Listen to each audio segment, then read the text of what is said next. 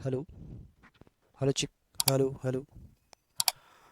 Hello बच्चे, तो मैं आज आप लोग के लिए लेकर के आए हैं फिजिक्स का दूसरा टॉपिक, जिसका नाम है मानव नेत्र तथा रंग बिरंगा संसार। इसका पहला वीडियो में आप लोग को प्रकाश के प्रवर्तन और अपवर्तन के बारे में ऑब्जेक्टिव क्वेश्चन का हल किए थे। आज फिर से ऑब्जेक्टिव, जो बिहार बोर्ड 2025 के लिए काफ़ी इंपॉर्टेंट क्वेश्चन है, प्रत्येक वर्ष पूछा गया क्वेश्चन प्रीवियस ईयर का है। काफ़ी मेहनत से इस क्वेश्चन को हम संलग्न किए हैं, इसमें एक एक क्वेश्चन को कन्वर्ट करके लाए हैं और आप लोग के लिए। तो अगला क्वेश्चन है, सबसे पहला इसमें क्वेश्चन है, कह रहा है कि सामान्य नेत्र की दूर बिंदु है। सबसे पहले आपको लोग पढ़ा होगा दृष्टि दोष। इसमें दृष्टि दोष की बात करें, थोड़ा सा दो बात आप लोग जान लीजिए, उसके बाद पढ़ाने में और इसको समझने में काफ़ी आसान होगा। दृष्टि दोष, दृष्टि दोष जो है ये दो प्रकार का होता है। ऐसे दृष्टि दोष तीन प्रकार के हैं, लेकिन इसमें दो तीन प्रकार के पढ़ ही लीजिए। तीन प्रकार के: दूर दृष्टि दोष, निकट दृष्टि दोष, जरा दृष्टि दोष। ऐसे एक प्रकार और है, अबिंदुकता दृष्टि दोष। तो दृष्टि दोष किसे कहते हैं? जिसमें दूर और नज़दीक दोनों की वस्तु को साफ साफ नहीं दिखाई देता है, उसे दृष्टि दोष कहते हैं। और यहाँ पे पहला दूर दृष्टि, तो दूर होगा तो निकट की दृष्टि दोष में दोष होगा, और निकट होगा तो दूर होगा। ये दोनों इंपॉर्टेंट है। और जरा में निकट और दूर दोनों होगा। तो आगे बढ़ते हैं हम। सबसे पहले इस क्वेश्चन को डिफाइन करते हैं। कह रहा है कि सामान्य नेत्र की दूर बिंदु है। सामान्य नेत्र की दूर बिंदु कितना है? देखिए, अगर कहे दूर बिंदु तो दूर बिंदु अनंत हो जाएगा। सामान्य नेत्र के लिए दूर बिंदु अनंत है, लेकिन अगर स्पष्ट कह दे तो कितना सेंटीमीटर बोलेंगे हम? 25 सेंटीमीटर। इसका सही आंसर क्या हो जाएगा? क्या 25 मीटर होगा, 25 सेंटीमीटर होगा, 25 मिलीमीटर होगा? तो कितना होगा? अनंत दूरी होगी। यानी सामान्य नेत्र की दूरी बिंदु कितना है? अनंत है। इसके बाद का क्वेश्चन है, अगला क्वेश्चन आप लोग के स्क्रीन पे देखने के लिए मिल रहा होगा।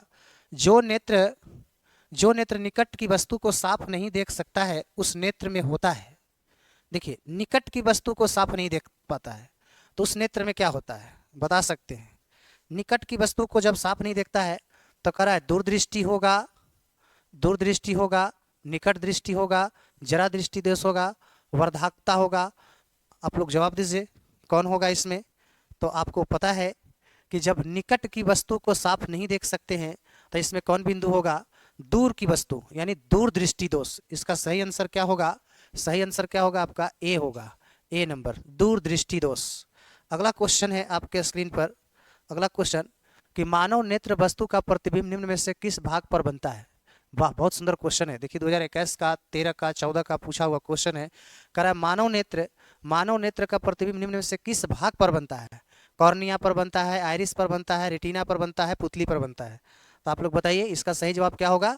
रेटिना पर बनता है। कहाँ बनता है? रेटिना पर इसका सही जवाब होगा। यानी मानव नेत्र में वस्तु का प्रतिबिंब किस भाग पर बनता है बच्चे? तो रेटिना के पास बनता है। आगे क्वेश्चन है कि टिंडल प्रभाव प्रकाश की कौन सी परिघटना का प्रदर्शित करता है?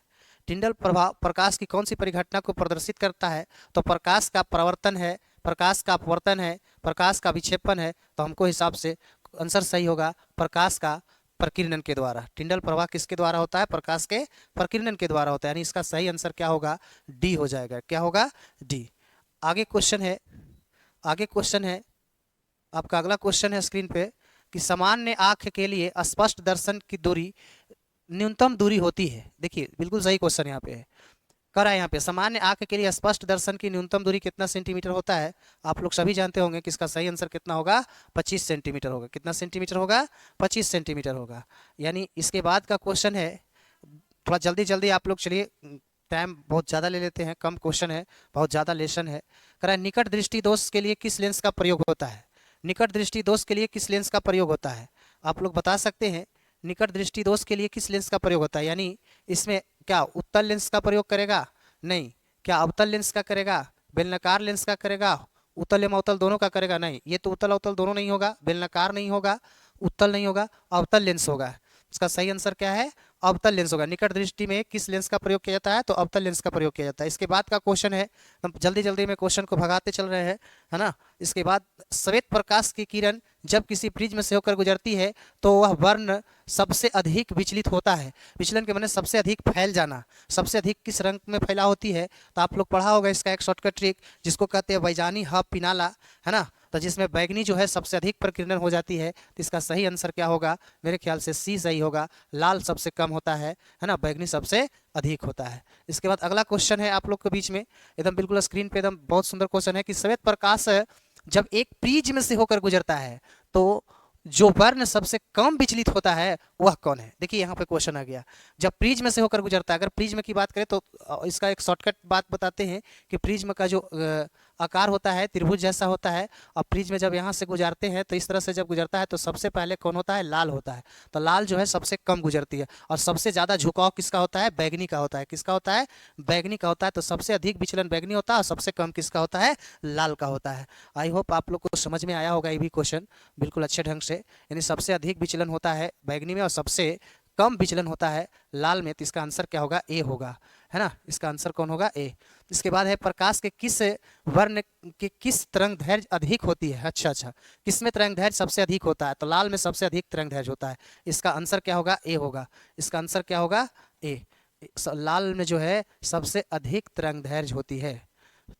इसके बाद का क्वेश्चन है, एक उत्तल लेंस की फोकस दूरी 20 सेंटीमीटर है। फिर आ गया यहाँ पे, एक उत्तल लेंस की फोकस दूरी 20 सेंटीमीटर है तो इसकी क्षमता क्या होगी? देखिए इस क्वेश्चन को डिफाइन करते हैं, आप लोग को भी समझाते हैं। कह रहा है क्वेश्चन क्या कह रहा है? क्वेश्चन कह रहा है कि एक उत्तल लेंस,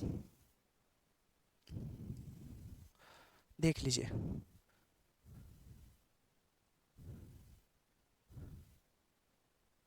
एक उत्तल लेंस की फोकस दूरी यानी एफ बराबर दिया हुआ है कितना सेंटीमीटर? 20 सेंटीमीटर। इसकी क्षमता क्या होगी? यानी डी बराबर, फिर से क्या हो गया? डी बराबर 1/f सेंटीमीटर में है, तो यानी डी बराबर क्या हो जाएगा? 1/20। सेंटीमीटर को मीटर में बदलेंगे, 100 से भाग देंगे, निचला ऊपर चला जाएगा। 100 बटा कितना हो जाएगा? 20। 1 2 5 10, यानी डाईऑप्टर कितना हो जाएगा? 5 डाईऑप्टर। कितना डाईऑप्टर होगा? 5 डाईऑप्टर। तो आप लोग ध्यान रखिए कि 5 डाईऑप्टर जो है ये पाँच डाईऑप्टर प्लस में है। 5 डाईऑप्टर क्या है? +5 डाईऑप्टर इसका आंसर आएगा। ऑप्शन में है +5 डाईऑप्टर नहीं, 2 डाईऑप्टर, -2 डाईऑप्टर, -5 डाईऑप्टर, यानी ये भी नहीं होगा, ये भी नहीं होगा, ये भी इसका आंसर नहीं होगा। उत्तल लेंस में फोकस दूरी 20 सेंटीमीटर की क्षमता का कौन होगा? इनमें से कोई नहीं होगा। यानी इनमें से कोई नहीं के जगह पे कितने आएगा? तो +5 डाईऑप्टर होना चाहिए इसका आंसर। चलिए इसका सही आंसर डी होगा। इसके बाद का क्वेश्चन है, पुतली को साइज को नियंत्रित करता है। पुतली को साइज का नियंत्रित कौन करता है? परितारिका करता है। पुतली के साइज को नियंत्रित कौन करता है? परितारिका करता है। इसका सही आंसर बी होगा। एकदम जल्दी जल्दी में क्वेश्चन को भगा रहे हैं। करा कि किस दृष्टि दोष को अवतल और उत्तल दोनों लेंस से बने द्विफोकसी लेंस द्वारा संशोधित किया जाता है। यहाँ पे कह रहा है कि किस दृष्टि दोष को अवतल और उत्तल दोनों लेंसों से बने द्विफोकसी लेंस द्वारा संशोधित किया जाता है। इसका सही आंसर क्या होगा? जरा दूरदर्शिता के द्वारा किया जाता है। किसके द्वारा किया जाता है? तो सही आंसर इसका सी होगा बाबू, सी अंश का सही आंसर होगा, जरा दूरदर्शिता। इसके बाद का क्वेश्चन है कि मानव नेत्र में प्रवेश करने वाली प्रकाश किरणों का अधिकांश अपवर्तन होता है। कह रहा है कि मानव नेत्र में प्रवेश करने वाली प्रकाश किरणों का अधिकांश अपवर्तन होता है। इसमें कहाँ होता है? कॉर्निया के बाहरी पृष्ठ पर होता है। कहाँ होता है? इसका सही जवाब क्या होगा? सी नंबर होगा, कॉर्निया के सही जवाब पे होता है। बिल्कुल VVI ये सब क्वेश्चन है आपके 2025 एग्जाम के लिए। इसको एकदम बहुत बारीकी से आप लोग को मेहनत करना होगा।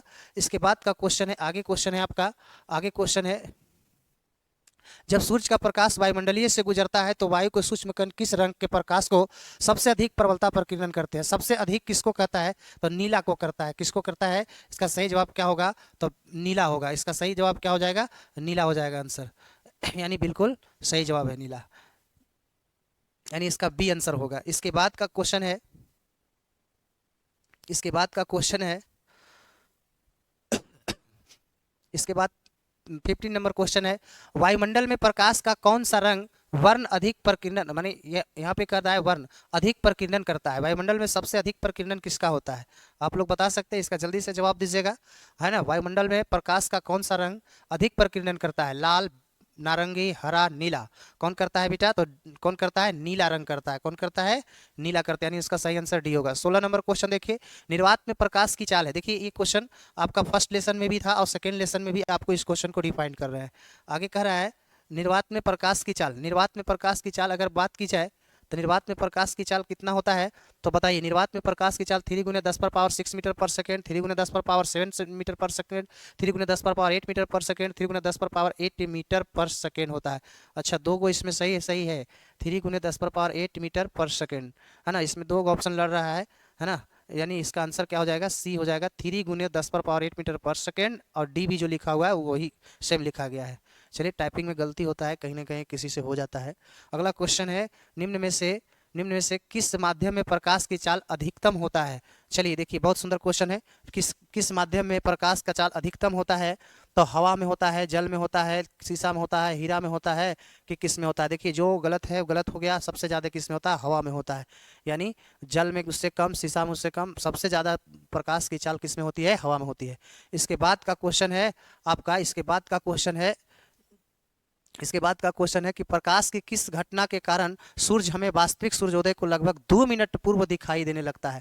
परावर्तन के कारण, वायुमंडलीय अपवर्तन के कारण, वायुमंडलीय प्रकीर्णन के कारण, वायुमंडलीय अपवर्तन के कारण। यानी इसका सही आंसर क्या हो जाएगा? बी हो जाएगा। इसके बाद क्वेश्चन है कि निम्नलिखित में से कौन नेत्र का रंगीन भाग होता है? रंगीन भाग होता है ना। नेत्र का कौन रंगीन भाग होता है? 19 नंबर क्वेश्चन का क्या कॉर्निया रंगीन भाग होता है, रेटिना रंगीन भाग होता है, परितारिका रंगीन भाग होता है, या पुतली रंगीन भाग होता है? तो हम मेरे ख्याल से परितारिका जो है रंगीन भाग होता है आँख की, है ना। इसके बाद आगे कह रहा है, तरंगदैर्घ्य को सामान्यतः व्यक्त किया जाता है। तरंगदैर्घ्य को क्या कैंडेला में के रूप में, कि जूल के रूप में, कि एम्पियर के रूप में, कि एंगस्ट्रम के रूप में? तरंगदैर्घ्य को एंगस्ट्रम के रूप में व्यक्त किया जाता है। 20 का सही जवाब क्या होगा? डी। यानी कैंडेला विद्युत धारा का सही मात्रक क्या होता है? कैंडेला, है ना। ऊर्जा का क्या, और कार्य ऊर्जा का क्या होता है? जूल। विद्युत धारा का एम्पियर होता है। यानी इसका 20 का तरंगदैर्घ्य को सामान्यतः व्यक्त किया जाता है तो एंगस्ट्रम के रूप में व्यक्त किया जाता है। इसके बाद क्वेश्चन है, प्रकाश की चाल विभिन्न माध्यम में समान होती है, भिन्न भिन्न होती है? ए और बी दोनों होती है, इनमें से कोई नहीं होता है, भिन्न भिन्न होती है। इसका सही आंसर बी हो जाएगा। क्या हो जाएगा? बी। प्रकाश की चाल विभिन्न माध्यमों में भिन्न भिन्न होती है, यानी भिन्न भिन्न होती है। इसके बाद कह रहा है, इसके बाद का क्वेश्चन है, वायु में प्रकाश की चाल निर्वात की अपेक्षा क्या होती है? वायु में प्रकाश की चाल निर्वात की अपेक्षा कम होती है। इसका आंसर ये हो जाएगा सही। इसके बाद क्वेश्चन है, तारे के टिमटिमाने का कारण क्या है? वायुमंडलीय परिवर्तन, कुल परिवर्तन, वायुमंडलीय अपवर्तन के कारण। जी, तारे जो है वायुमंडलीय अपवर्तन के कारण टिमटिमाता है, कभी कम कभी छोटा, ये इसके कारण वायुमंडलीय अपवर्तन के कारण होता है। मानव नेत्र के लिए दृष्टि का अस्थायित्व होता है 1/10 सेकेंड। इसका आंसर ये हो जाएगा। इसके बाद आपका इस चैप्टर में मैं 24 MCQ क्वेश्चन को आपको बीच डिफाइन किए हैं। इसके बाद आप इसमें बिल्कुल आपके लिए बिल्कुल इम्पोर्टेंट क्वेश्चन थी 2025 के एग्ज़ाम के लिए। इसे देखें इंड तक, है ना। अगर आपको अच्छा लगे तो हमारे चैनल को लाइक और सब्सक्राइब जरूर करें दोस्तों। इसी के साथ आप बने रहिए, मैं अगला वीडियो अगला चैप्टर का लेकर के आएंगे।